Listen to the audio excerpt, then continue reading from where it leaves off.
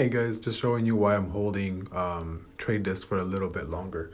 Last time we actually crossed over the MACD on the hour chart, trade desk actually ran up from 558 to 286. It currently actually just crossed. It actually just crossed the MACD hour chart.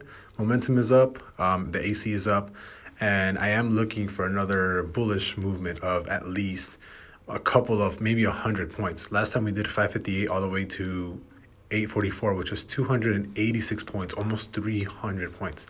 So I am expecting to break previous all-time highs of 819 and possibly even touch the 900 price range, especially right now because everything seems to be bullish. We just crossed over the MACD on the bullish zone and we're starting to create really strong green bullish candles. And then also for the day chart, we have massive bullish momentum. And then also for the weekly chart, we still have really big bullish movement. So for the trade desk swing, I was actually going to sell at like 5-10% gain. I'm actually going to be holding for a little bit longer, probably when this bull run ends.